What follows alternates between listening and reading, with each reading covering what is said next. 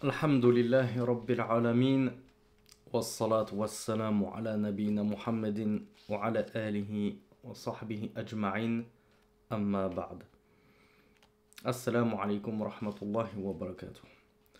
Mes frères et sœurs, nous avons occupé nos 2 dernières semaines et quelques par un rappel des droits mutuels qui lient les 2 époux, l'un à l'autre.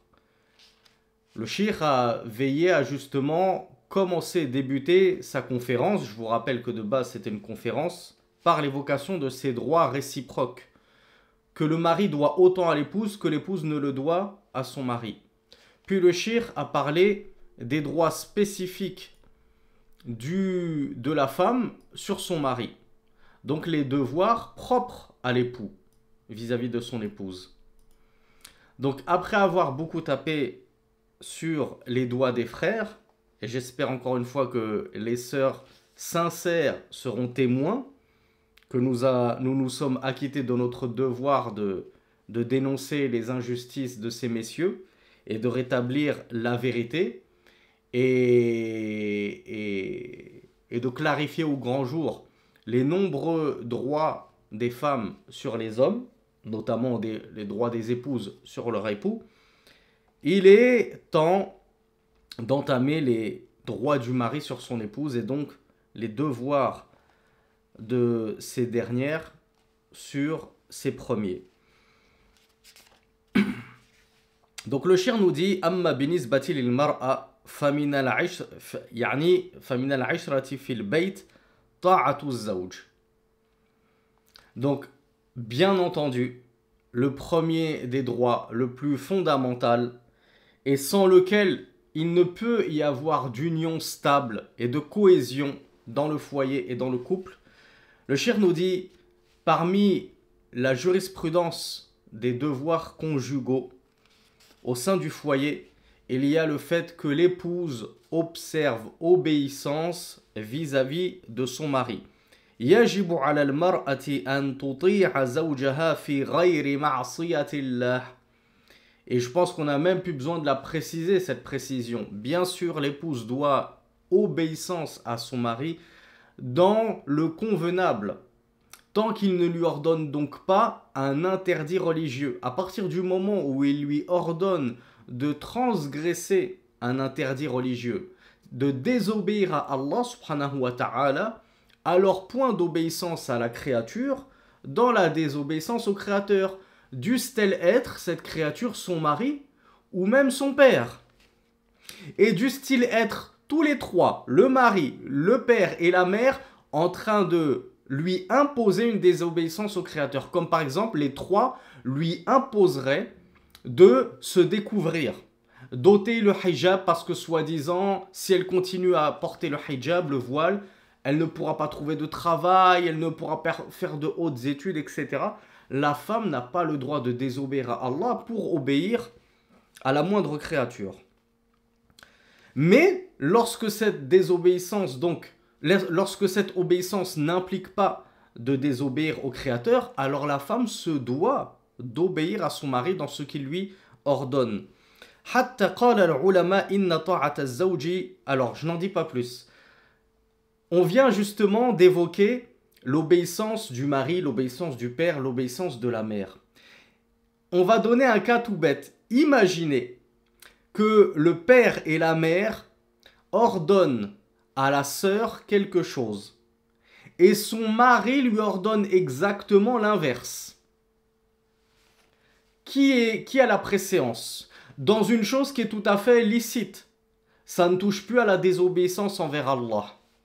Mais le problème, c'est que les 2 parents lui ordonnent « tu fais cela » et le mari lui dit « non, tu ne fais pas cela ».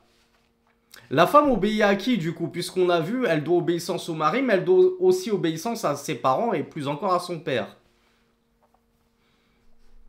Alors, il me semble que j'ai eu 100% de bonnes réponses. Allahumma barik. La bonne réponse, c'est le mari, bien entendu. Voilà pourquoi le cheikh nous dit, jusqu'à ce que les savants ont dit, l'obéissance à l'époux est prépondérante et prioritaire sur l'obéissance aux 2 parents. Inna ta'ata az-zawji muqaddamatun ala ta'ati al-walidayn. Et pourtant, vous savez à quel point il est important et même fondamental d'obéir à ses deux parents en islam. حق الزوج على زوجته في طاعة مقدمة أو مقدم على حق الوالدين. قالوا فإذا أمرها زوجها بشيء ليس معصية وأمرها أبوها بشيء ليس معصية يجب عليها أن تطيع زوجها حتى لو منعها من زيارة أهلها وهو لا يجوز له لكن يجب عليها أن تطيعه. Et le cheikh ici, il évoque un cas qui moi personnellement me fait de la peine parce que je reçois souvent des témoignages dont certains correspondent pile poil à cette situation. Imaginez que le mari interdise à son épouse de visiter ses parents. Qu'est-ce qu'elle fait l'épouse? Elle obéit à son mari ou elle lui désobéit? Parce que là, quand même, il s'agit de mes parents. Je peux pas comme ça me passer de mes parents. Alors, non, c'est Ziyad qui m'a apporté la réponse parfaite qu'a mentionné le cheikh. Le cheikh nous dit, elle doit obéissance à son mari, quand bien même il lui interdit d'aller visiter ses parents. Cependant, je vous rassure, mesdames, et je vous mets en garde, messieurs, vous n'avez pas le droit de priver une épouse de visiter ses parents. Alors, il y a visite et visite. Bien sûr, si la sœur abuse, et en fait, elle trouve ce moyen pour gratter des sorties comme ça en permanence, alors qu'on a dit, la place de la femme, c'est à la maison. Hein, on va pas faire comme ce prédicateur chrétien qui en pleine messe, s'était offusqué que la place de la femme, c'est à la cuisine. Mais nous, on est un peu plus souple et on dit la place de la femme, c'est à la maison, c'est son foyer. Donc si elle gratte comme ça tous les jours, juste pour avoir sa petite sortie quotidienne, elle veut visiter ses parents, on dit là, le mari, il a le droit de dire mollo mollo, une fois de temps en temps. Donc si le mari lui dit déjà une fois par semaine, une fois toutes les 2 semaines, une fois par mois, c'est suffisant, la femme est dans l'obligation de lui obéir et de se contenter de cette fréquence qu'il lui aura donnée. Mais le mari n'a pas le droit de priver comme ça indéfiniment une femme de visiter ses parents. Parce que lui-même n'aimerait pas qu'on le coupe comme ça de sa famille. Donc il ne coupe pas cette femme de cette source de hasanat intarissable que constitue birrul walidain, la bienfaisance envers les parents. Et quelle plus grande bienfaisance envers les parents que de les visiter, de prendre le thé avec eux, de s'enquérir de leurs nouvelles, de dialoguer et ainsi de suite. Ta mère, elle est âgée, tu lui fais le ménage, tu lui fais la vaisselle. Lorsque tu viens, tu lui apportes un plat et ainsi de suite. Tu t'occupes de leur santé s'ils sont malades et ainsi de suite. Donc que le mari mette la niya, l'intention de prendre lui aussi sa part de récompense, comme on le verra plus tard, Inch'Allah, lorsqu'il permet à son épouse d'aller visiter ses parents. Malgré tout, si un jour, pour une raison ou une autre, il ne souhaite pas que son épouse rende visite à ses parents, alors l'épouse doit lui obéir.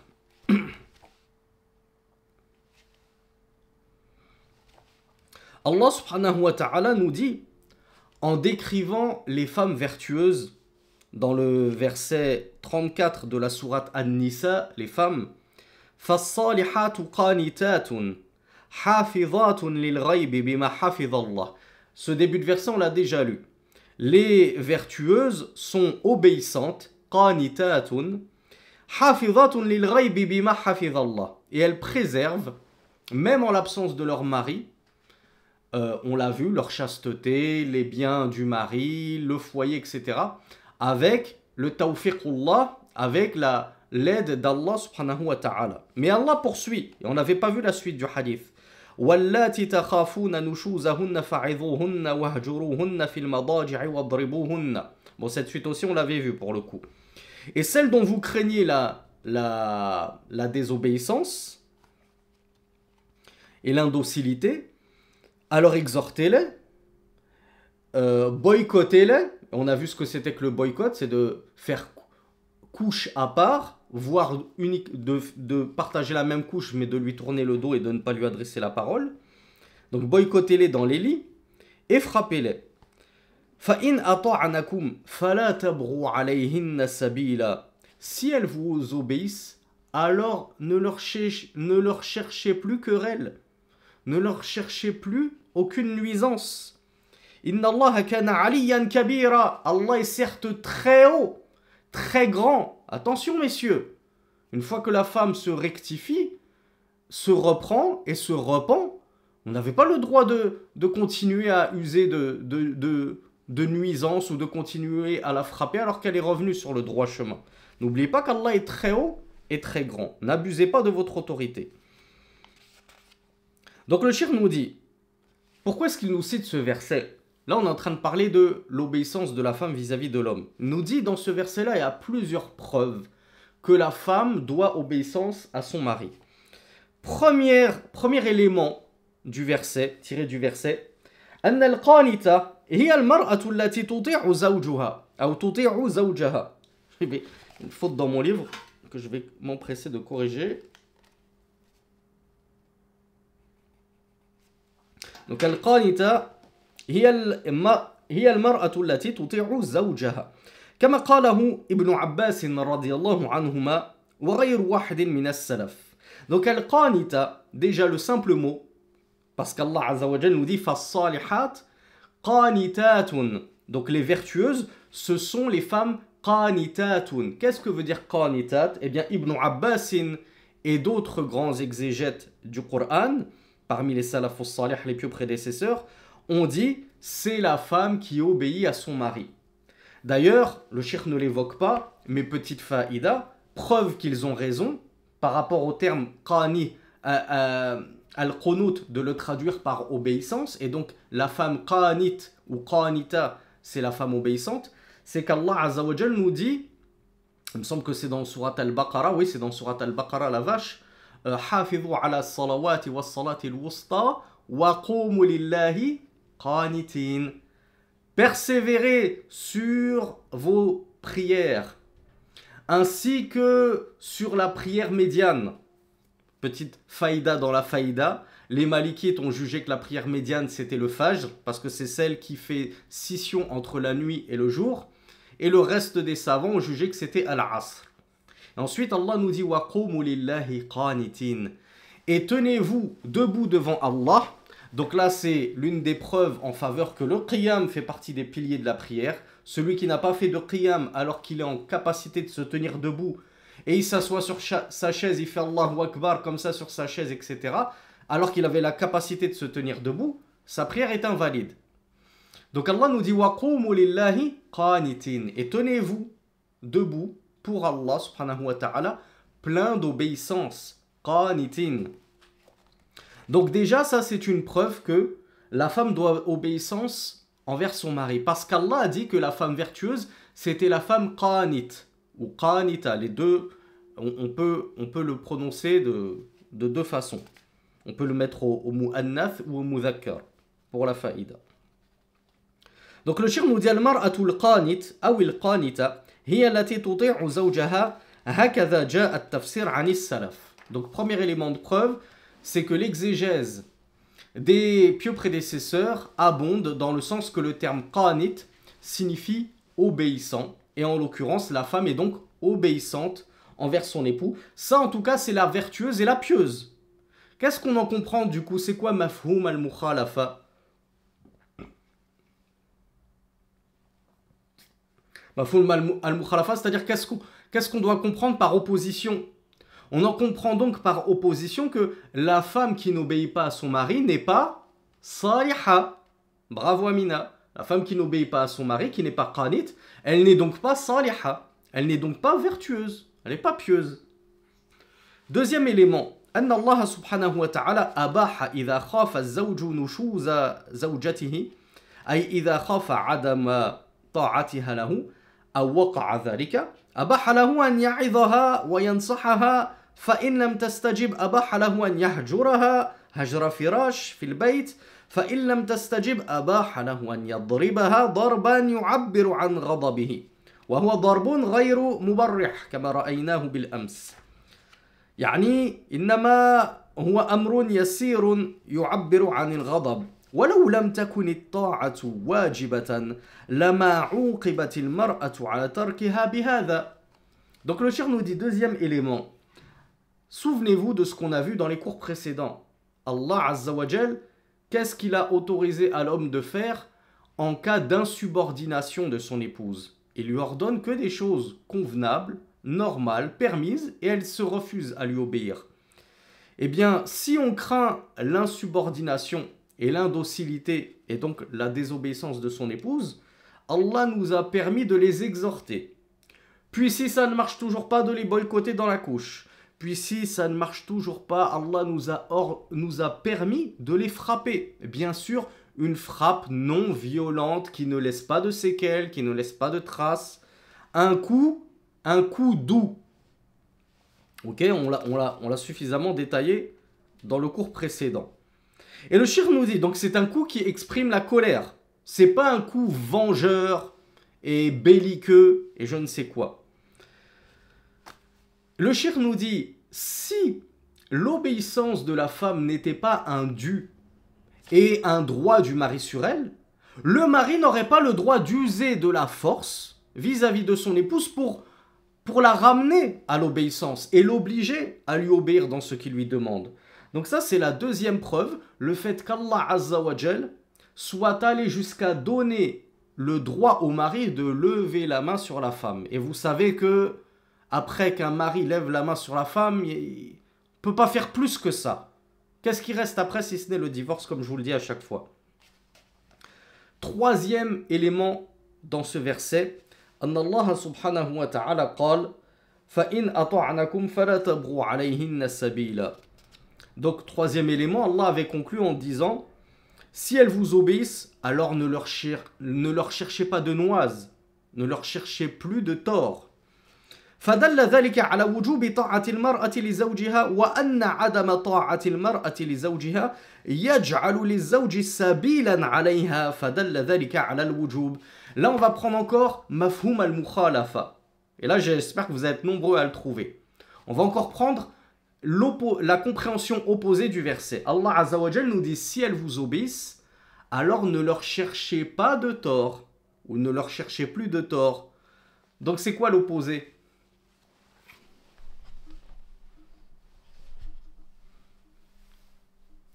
Bravo. Du coup, l'opposé ce serait, si elles ne vous obéissent toujours pas, alors vous pouvez continuer à leur nuire par justement le boycott dans la couche et les frappes, mais les frappes légères, jusqu'à ce qu'elles se réforment. Donc ça c'est le troisième élément. Allah Azza wa Jal nous dit, c'est seulement lorsqu'elles cessent leur révolte et leur rébellion que nous également on cesse toute nuisance. Ce qui prouve que donc la rébellion est interdite et que l'obéissance envers le mari est obligatoire. On a un hadith qui, j'espère, va redonner le sourire à nos sœurs. Parce que, subhanallah, quand on médite, et comme on l'a vu précédemment, que les uns ne convoitent pas ce qu'Allah subhanahu wa ta'ala a donné aux autres de privilèges, de statut, de rang. Parce que quand on voit à quel point c'est dur pour nous les hommes d'entrer au paradis, normalement on est tenu d'aller à la mosquée 5 fois par jour, on doit entretenir nos femmes, nos enfants, on doit faire ceci, on doit faire cela, beaucoup de choses. La femme, qui sait ce qu'elle doit faire pour gagner le paradis? Est-ce qu'elle doit aller au djihad? Non. Est-ce qu'elle est obligée d'aller au hajj si elle n'a pas de mahram? Non. Est-ce qu'elle est obligée de subvenir aux besoins de son mari s'il est pauvre? Non, même pas, toujours pas. Regardez ce que nous dit Rasulullah sallallahu alayhi wa sallam dans un hadith dont nous allons lire la version d'Ibn Hibban numéro 4163. Il a dit إِذَا صَلَّتِ الْمَرْأَةُ خَمْسَهَا. Si la femme prie ses 5, je vois qu'il y en a pas mal qui l'ont trouvé ce hadith. Alors notez, mesdames, ce que vous avez à faire pour gagner le paradis. Vous allez voir, ça tient en 3-4 étapes. vous priez vos 5 prières. Wa samat shahraha, vous jeûnez votre mois, c'est-à-dire vous jeûnez le mois de Ramadan. On est d'accord que pour l'instant on est à pied d'égalité. Nous aussi on est censé faire nos 5 prières et notre mois de Ramadan. Mais nous on a beaucoup plus à faire que cela.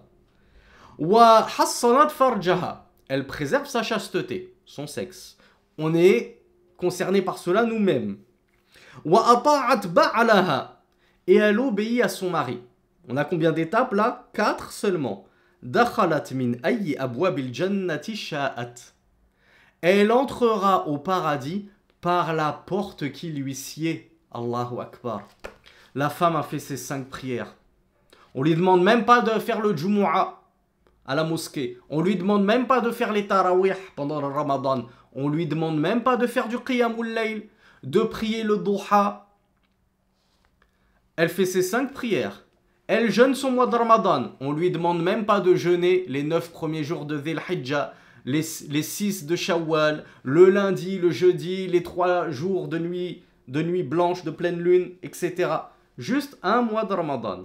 Elle préserve son sexe, c'est la base. C'est censé être normal de préserver son sexe et de ne pas s'adonner à la fornication. Et qu'est-ce qu'elle rajoute de plus par rapport aux hommes qui sont également tenus de faire cela? Elle rajoute juste l'obéissance à son mari. Boum. Elle rentre, on lui dit rentre au paradis par la porte que tu désires. Subhanallah. Ça paraît tout simple sur le papier, en théorie, je vous l'admets.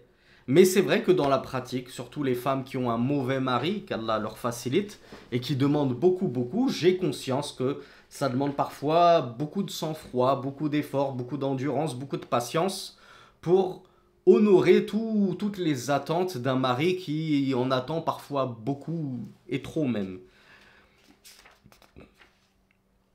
Mais justement, tel est le cadeau d'Allah subhanahu wa ta'ala envers ses épouses vertueuses qui auront persévérer, endurer face à un mari qui en demandait beaucoup. Mais alhamdoulilah, si la femme arrive à trouver un mari pieux, vertueux, qui n'en demande pas trop, il demande juste ses droits minimums syndicaux, alhamdoulilah, pour elle, le paradis est à une coudée.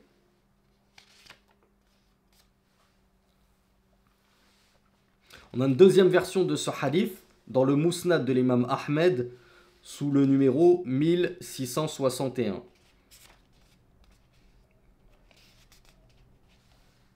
C'est juste qu'au lieu de hassanat farjaha, on y trouve hafizat farjaha, qui veut dire la même chose, elle préserve son sexe. Et on lui dira udkhulil janna min ayyi abwabil jannati shi'ti, rentre au paradis par la porte que tu voudras.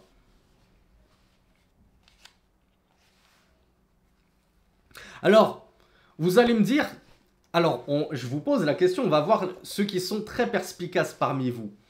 Ce hadith, il est très joli, mais en quoi c'est une preuve que la femme doit obéissance au mari? On a juste dit si la femme a fait ça, elle rentre au paradis. En quoi c'est une preuve que la femme, elle doit obéissance au mari? On voit juste que si elle le fait, elle rentre au paradis. En quoi ça implique que ce soit une obligation pour elle? Alors non, c'est pas ça, Bakari. Bravo Altaïr. 10 sur 10. Bravo Bint NK. Est-ce qu'il y a un troisième qui va nous donner la bonne réponse? Alors Ronei, tu chauffes, c'est mal exprimé, mais on va dire que c'est bon. Oumziad aussi. C'est proche, c'est pas parfait. Le cheikh nous dit, Allah avant de Rasulullah sallallahu alayhi wa sallam, avant de mentionner l'obéissance de la femme envers son mari, il n'a mentionné que des obligations. Si elle prie ses 5 prières, c'est obligatoire, on est d'accord, c'est pas optionnel. Qu'elle jeûne son mois, c'est obligatoire, c'est pas optionnel. Qu'elle préserve sa chasteté, ses parties intimes, c'est obligatoire, c'est toujours pas optionnel. Et qu'elle obéit à son mari. On en déduit que l'obéissance au mari, si le prophète sallallahu alayhi wa sallam l'a mentionné après ces 3 obligations, c'est parce que cela également est une obligation. Donc si la femme remplit ces 4 obligations, il lui sera dit rentre au paradis par la porte que tu désires. Qu'Allah nous l'accorde à tous.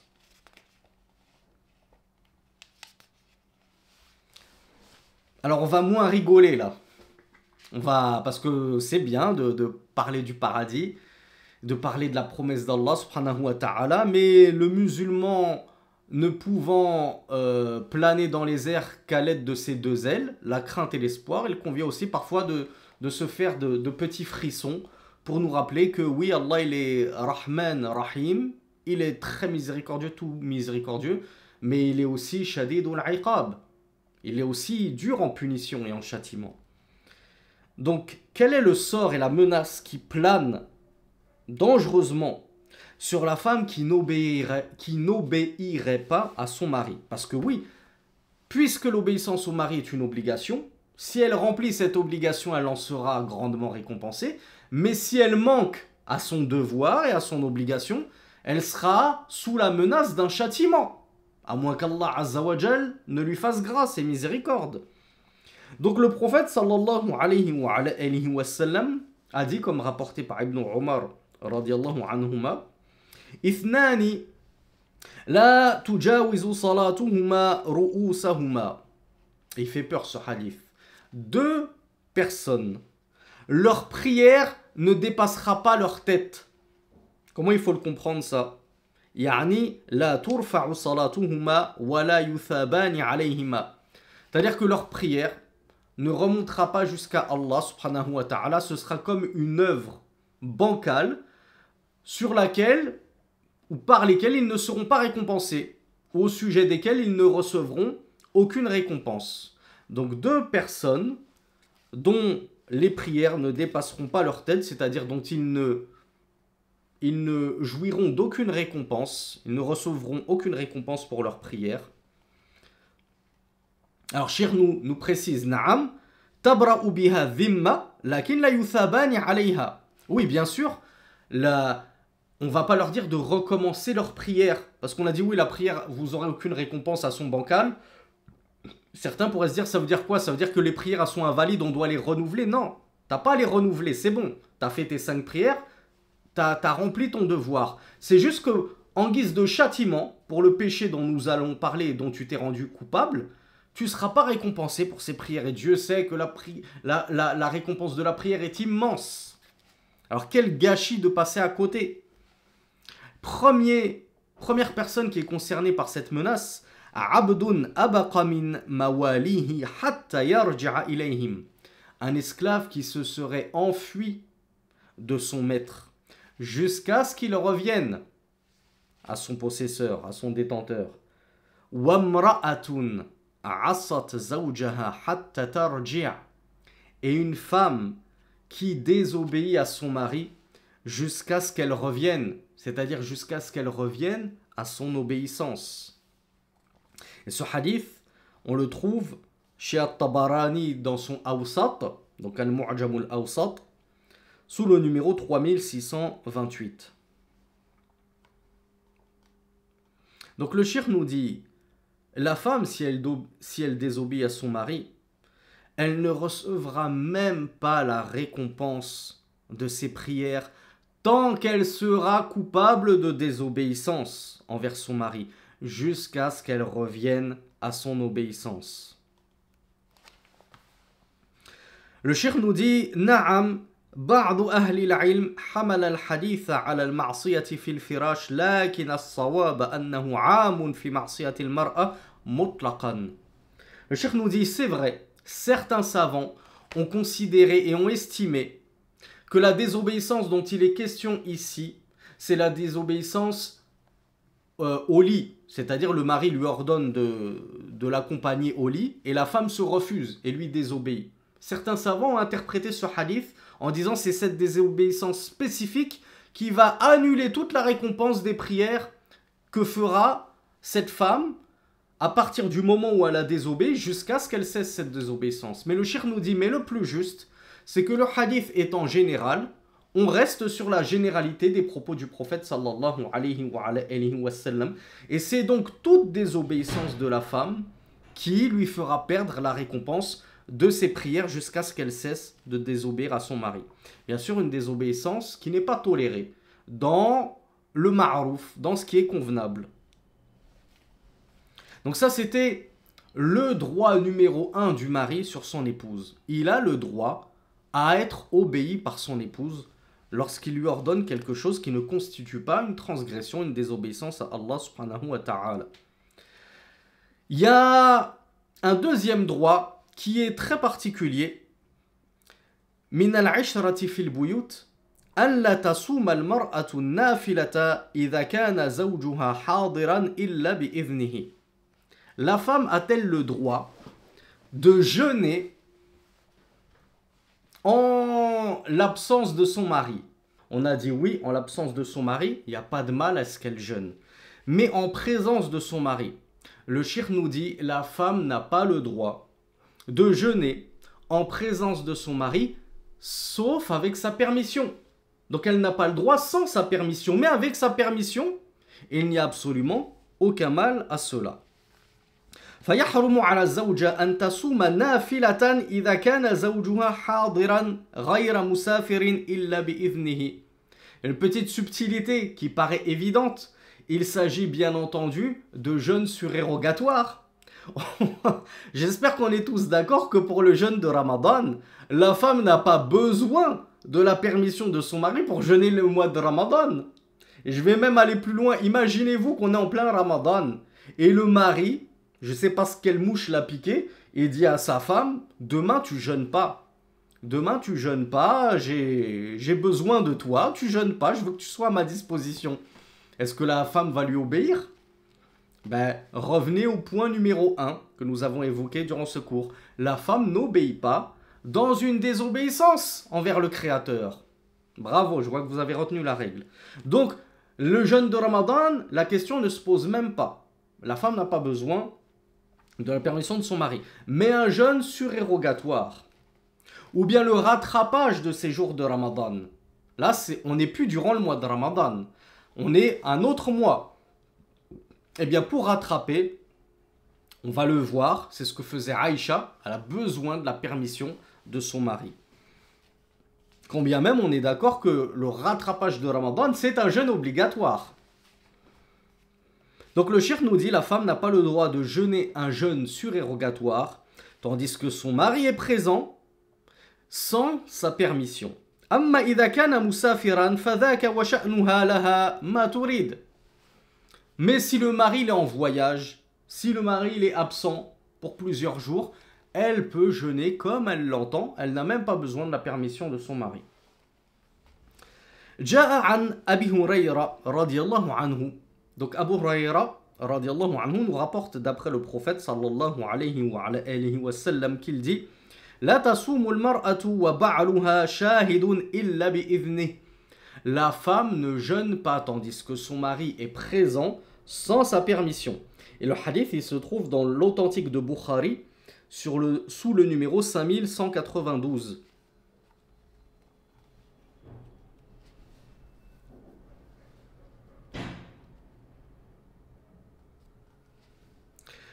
Le cheikh de nous dire que les savants ont extrait une faïda importante de ce hadith, c'est qu'il convient que l'attention de l'épouse lorsque son mari est présent à ses côtés se porte sur ce dernier. Il convient que toute l'attention de son épouse se porte sur son époux. Donc dès que l'époux est à la maison, la femme s'apprête pour lui, comme on le verra, se fait belle, même si on en a déjà parlé, soit au service de son mari, comme on le verra. Et du coup, pour être le plus disponible possible, pour répondre au désir de son époux, eh bien, il ne convient pas qu'elle s'engage dans un jeûne surérogatoire, alors qu'il se pourrait que son mari, ultérieurement dans la journée, ait besoin de son épouse.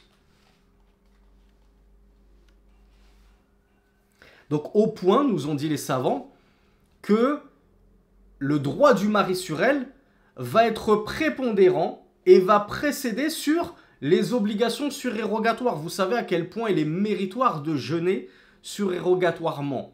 Mais la femme, elle va mettre l'intention, mon mari il est à la maison, je ne vais pas jeûner surérogatoirement, je vais rester disponible pour lui. si jamais il a besoin de moi, je prendrai bien plus de récompense en m'offrant à mon mari s'il me sollicite que si je m'étais engagé dans un jeûne surérogatoire. Et vous savez à quel point le jeûne surérogatoire est méritoire et riche en récompenses. Mais on a vu que même si tu ne mettais pas la niya durant le rapport, tu seras récompensé. Et tu seras comme celui qui avait fait une aumône. Donc les savants ont extrait de ce hadith ce bénéfice énorme que le droit du mari, il devance même les obligations facultatives surérogatoires que pourrait faire l'épouse. Et cela, car notre mère, Aïcha, radiallahu anha, l'épouse du prophète sallallahu alayhi wa sallam, تؤخر قضاء رمضان إلى آخر شعبان لمكان رسول الله صلى الله عليه وعلى آله وسلم منها, comme on le trouve dans l'authentique de Bukhari sous le numéro 1950. Aïcha nous disait, je retardais le rattrapage de mes jours manqués de Ramadan jusqu'au mois de Sha'ban. C'est quand le mois de Sha'ban par rapport à Ramadan?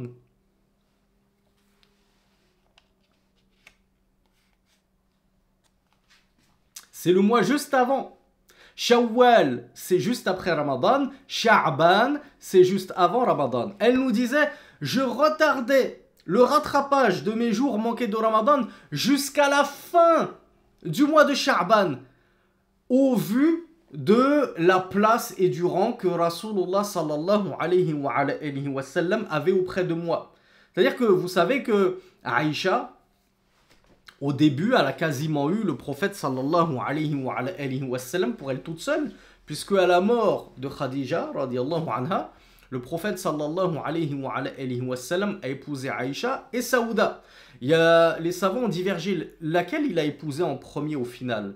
Mais ce qui est sûr, c'est qu'il a cohabité avec Saouda avant de cohabiter avec Aïcha, puisque Aïcha radiallahu anha ne l'a rejoint que 3 ans après le mariage, une fois qu'il a gagné Médine, qu'ils ont gagné Médine. Mais dès les premières années à Médine, Aïcha ne tournait qu'avec Saouda. En tout cas au tout début, elle ne tournait qu'avec Saouda. Donc elle avait Rasulullah sallallahu alayhi wa sallam pour elle une nuit sur 2. Du coup, étant donné que Rasulullah sallallahu alayhi wa sallam était très souvent présent auprès de Aïcha, eh bien elle se retenait de jeûner surérogatoire, plutôt elle se retenait de rattraper ses jours de Ramadan. Et comme vous le savez, le jeûne de Ramadan, il a été légiféré en l'an 2, donc ce qui prouve que c'était bien le tout début de la vie maritale du prophète sallallahu alayhi wa sallam, lorsqu'il ne devait pas encore partager ses nuits entre 11 épouses. Eh bien au tout début, elle se retenait jusqu'à l'extrémité de la venue du Ramadan suivant pour rattraper ses jours de Ramadan, tellement elle voulait être disponible pour son époux, le messager d'Allah sallallahu alayhi wa sallam. Jusqu'à ce qu'il ne lui reste plus que suffisamment de jours disponibles pour devoir rattraper. Et alors là, ça devient une obligation. Là, elle est dans l'obligation d'enchaîner les jours de rattrapage, parce que sinon, ça l'amènerait à ne pas avoir rattrapé des jours de Ramadan de l'année passée, alors que nous sommes entrés dans le Ramadan de l'année actuelle. Donc regardez à quel point, si pour le rattrapage de Ramadan, Aïcha radiallahu anha faisait passer les droits de son époux avant un rattrapage obligatoire, que dire d'un simple jeûne, entre guillemets, surérogatoire.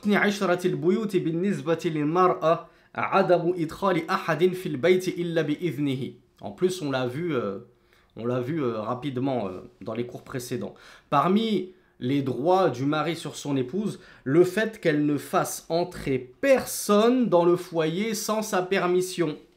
Alors on va voir si vous avez retenu. Oui, mais si c'est sa mère, si c'est sa sœur, allez, je vais être moins méchant. Si c'est la sœur de l'épouse, est-ce qu'elle a quand même besoin de la permission du mari pour la faire rentrer? Oui. Oui, elle a besoin. Elle ne fait rentrer personne. On va voir, il y a quelques exceptions. C'est pour ça que j'ai pas voulu parler de la mère. Donc le shir nous dit la base, c'est que la femme ne fait rentrer personne dans le foyer de son époux, car on le rappelle, de base, le foyer, il est à l'époux, c'est lui qui est censé payer le loyer, acheter la maison, etc., sans sa permission. Une fois qu'elle a obtenu la permission, il n'y a plus aucun mal. La siyama idha alimat anna zawjaha yakrahu dukhula hadha. Plus encore lorsque la femme sait que son époux déteste l'entrée de telle personne dans le foyer. فلا تدخل أحدا بيته إلا بإذنه. مثلا لو أنها علمت أن زوجها يكره دخول عمها في بيته فإنها لا تدخل عمها في بيته إلا بإذنه. Le cheikh nous cite l'exemple de l'oncle. En plus, l'oncle paternel. Et vous savez que l'oncle paternel, c'est quoi en gros sa place en islam? Il a quel statut? Bravo. Les savants nous disent l'oncle paternel, c'est comme ton père. Il a l'importance du père. C'est très important un oncle. Faut pas négliger le statut et le rang de l'oncle. Donc le shir nous dit, mais si la femme sait que son mari déteste son oncle paternel à elle, alors elle n'a pas le droit de le faire rentrer à la maison sans la permission de son mari. Illa an tasta'dhinahu, à moins qu'elle lui demande la permission et qu'il lui donne la permission. Et la permission, nous apprend le shir, et c'est là le gros de ce point, c'est qu'on va détailler les 3 types de permission. Le shir nous dit wal idhnu kama yaqulu al ulama imma sarihun. La permission que peut donner le mari à la femme, elle est de 3 sortes. Il y a une permission, c'est quoi le contraire de tacite? Explicite.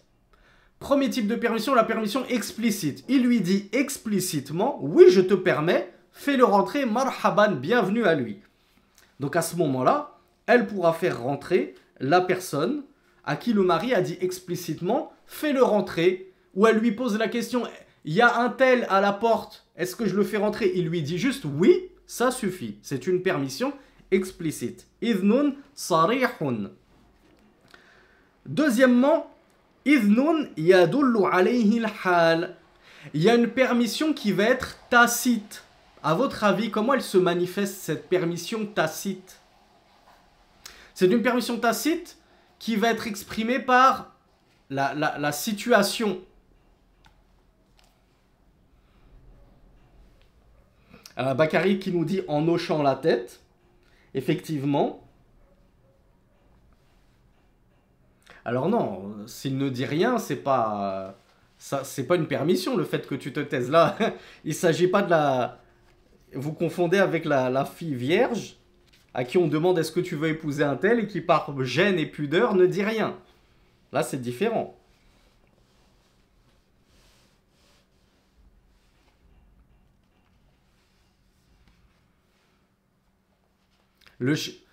Par exemple, voilà, il y a Oumziel qui nous dit un geste de la main. Par exemple, il fait comme ça. Donc ça veut dire, vas-y, fais-le rentrer. Et il y a quelque chose de plus probant que personne ne m'a annoncé. C'est s'il fait un grand sourire, par exemple. La femme dit, il y a mon frère à la porte. Et l'épouse sait que son mari, il aime beaucoup son beau-frère. Donc si elle le voit sourire comme ça, est-ce que ça vaut pas 10 000 oui?